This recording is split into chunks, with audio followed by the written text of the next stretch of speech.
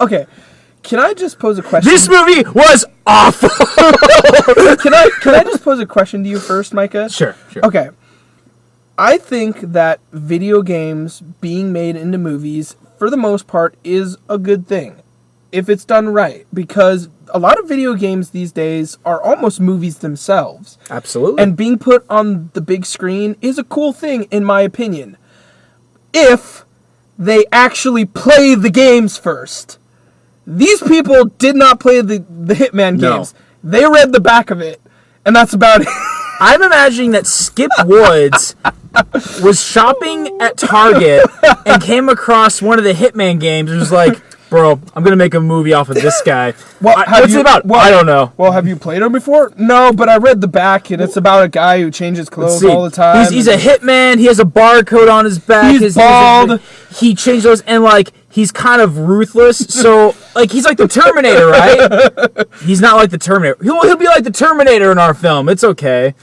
This movie is so horrifically unoriginal, and yet, at the same time, in no way resembles the video game. It resembles a lot of movies, but it resembles the video game in almost no way, shape, or form. This is insulting to the video games. I mean, I don't think there was ever a point in the Hitman video games where I just walked in and pulled out two guns and just started shooting people out of the blue. You can tell this by the trailer. What is one of the appeals of the Hitman video games? The fact that you are being stealthy and you're a hitman. You're silent. You're quiet and you sneak through things. This movie is like the Fast and Furious answer to that. It is just insane, over the top, guns blazing, explosions, and you might think, well, that's cool, right?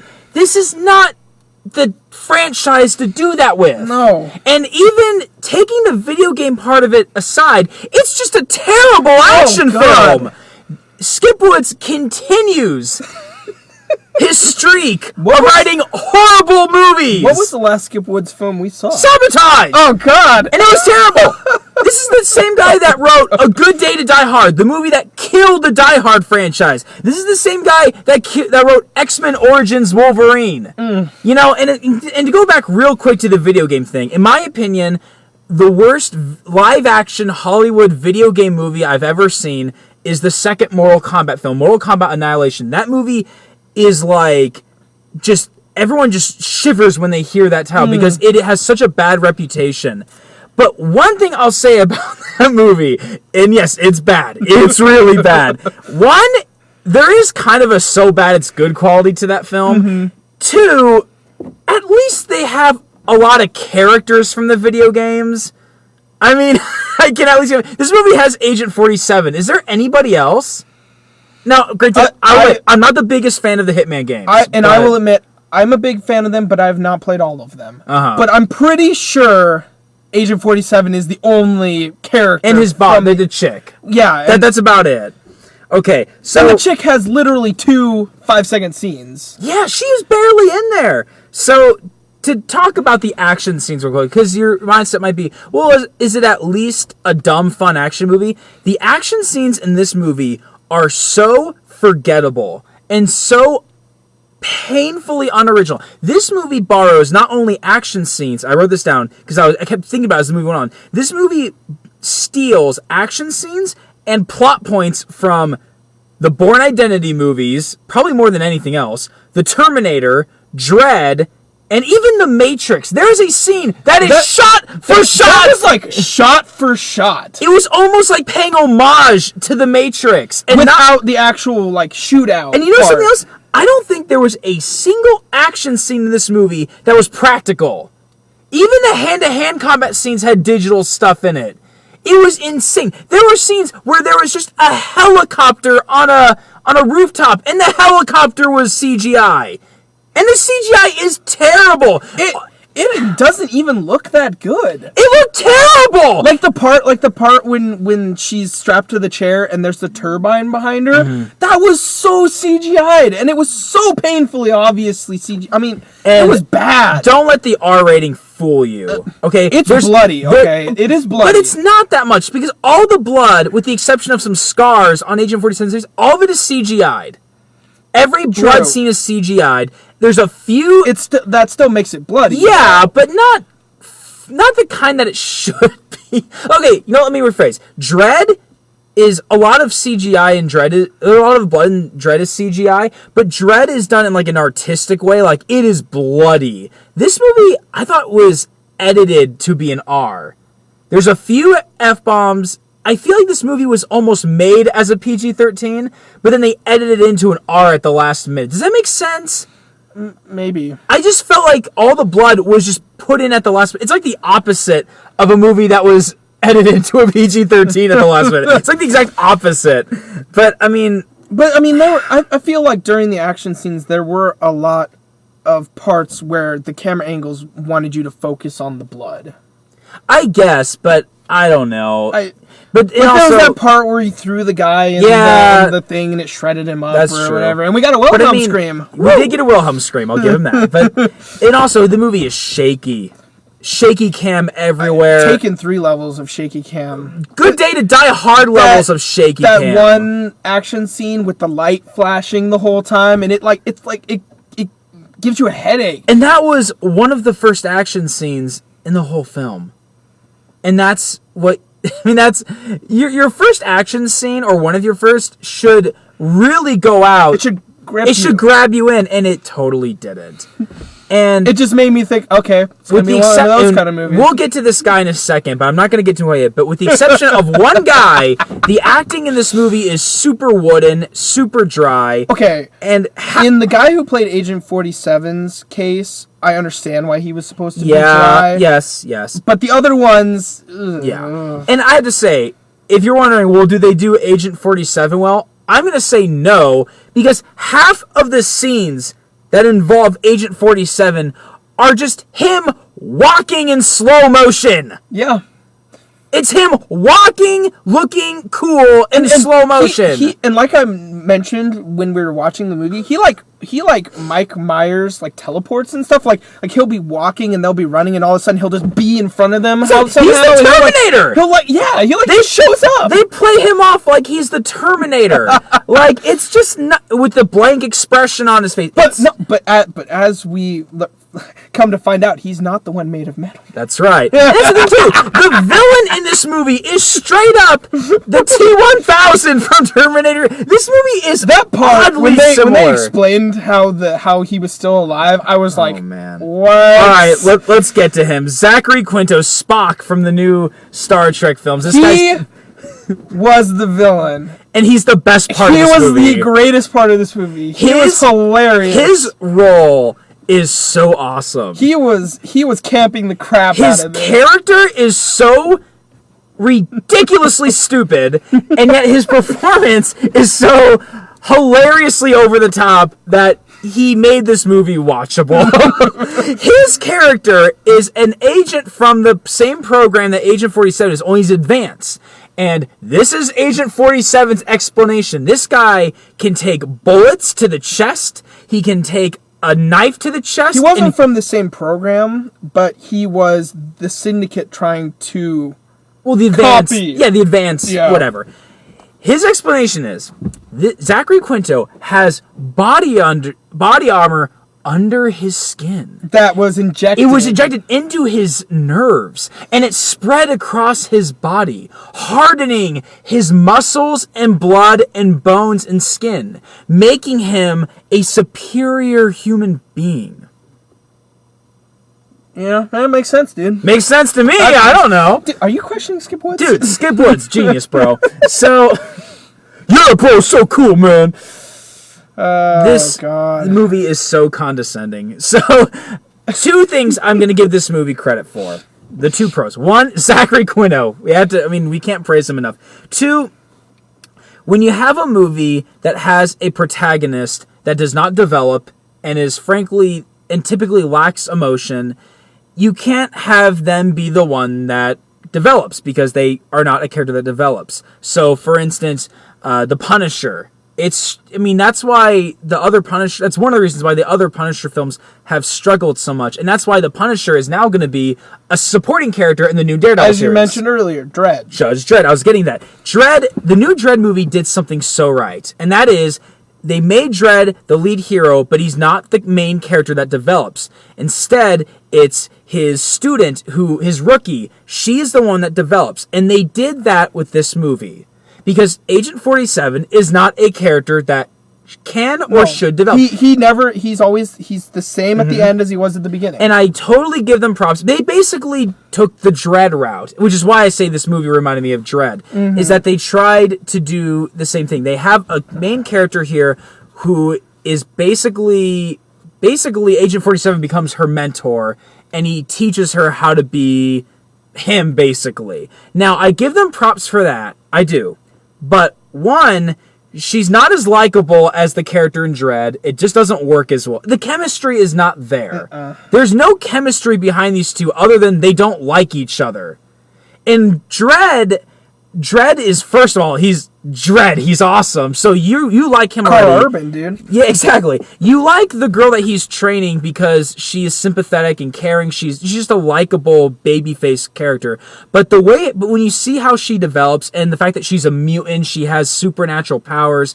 There's things that she does that Judge Dredd can't. There's a lot of chemistry there. And also, the two actors just did a good job communicating in the movie. In this movie, they just don't like each other, and that's it.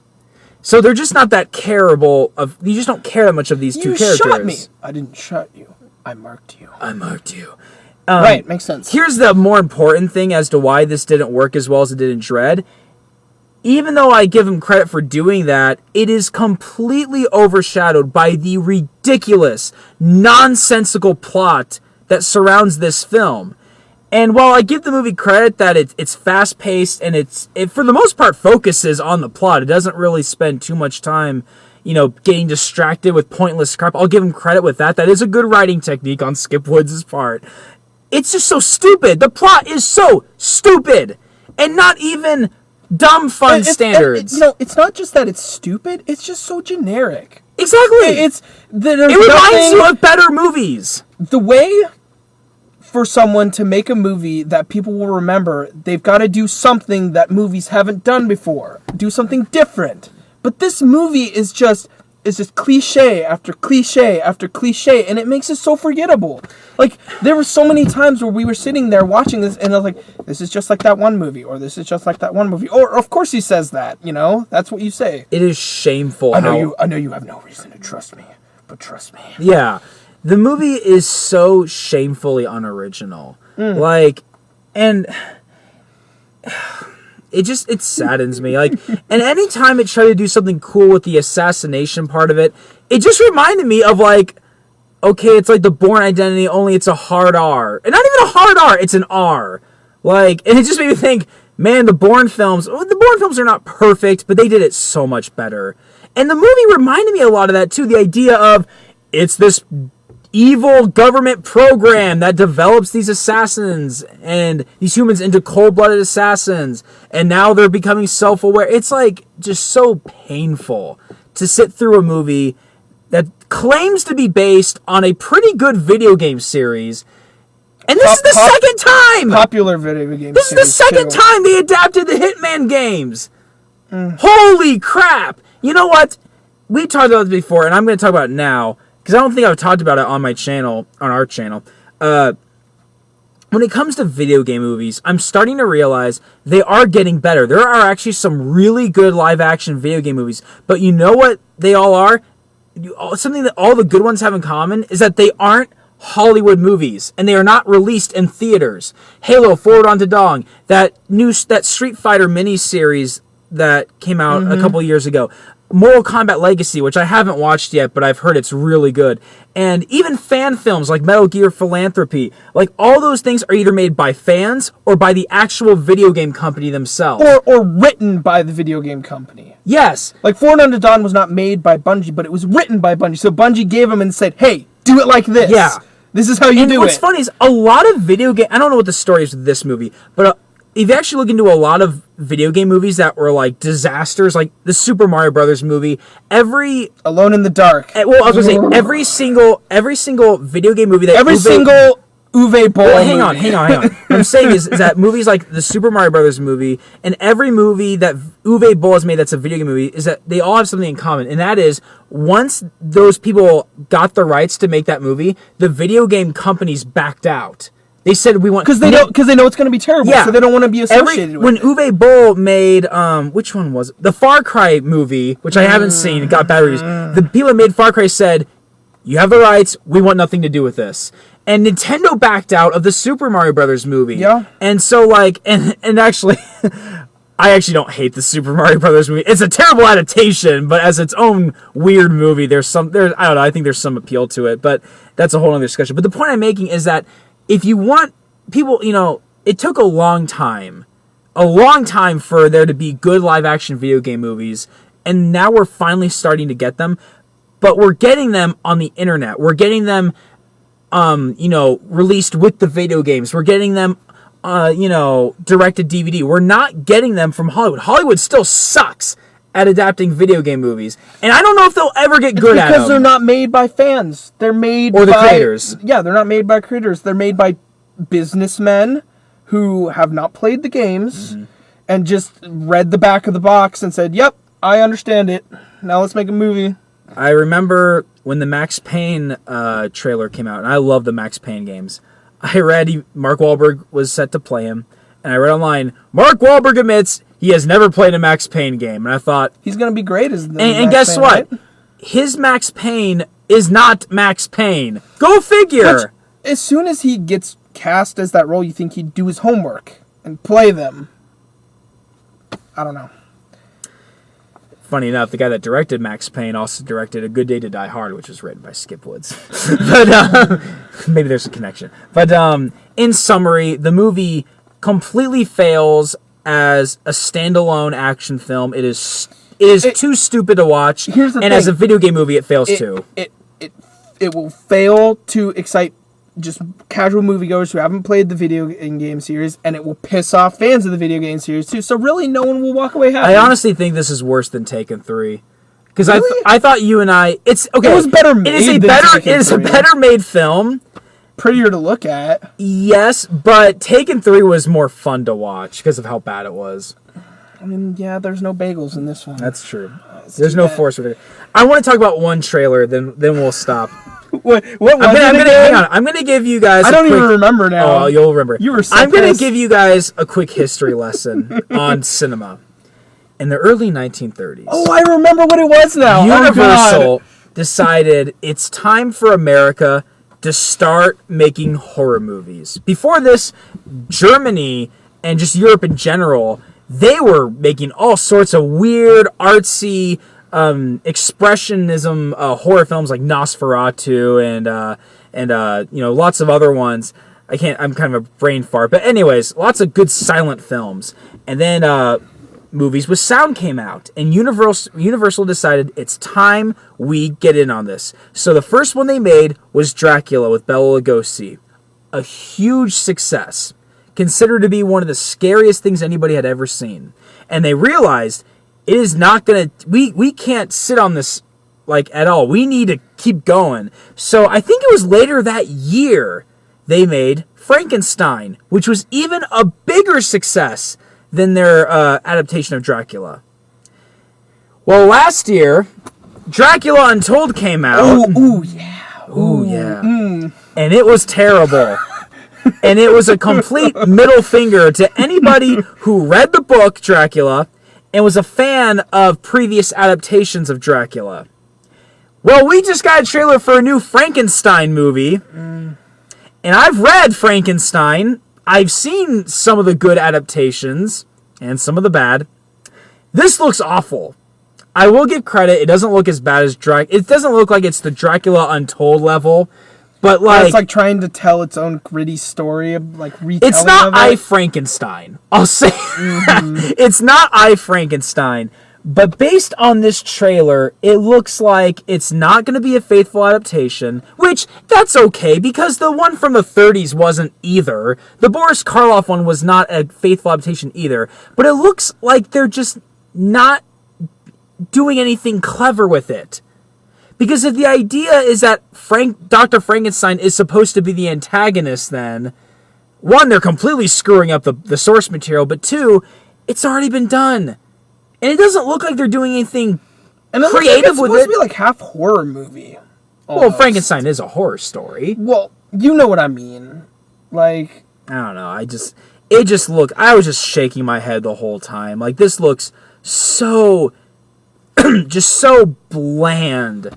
And I want them to make a good Frankenstein movie. It's been a while since a good Frankenstein movie came out. Whether it's going to be, if you want it to be accurate, which it looks like it's taking place in the time that the original was set in. So if you want it to be accurate or somewhat close to the original, then do it the way it's supposed to be done. It doesn't have to be word for word accurate, but get the original themes in there right, which it doesn't look like this one's doing. Well, Hitman didn't either. And if you wanted to be different, if you want to take the idea of Frankenstein and do something different, for the love of God, do something different.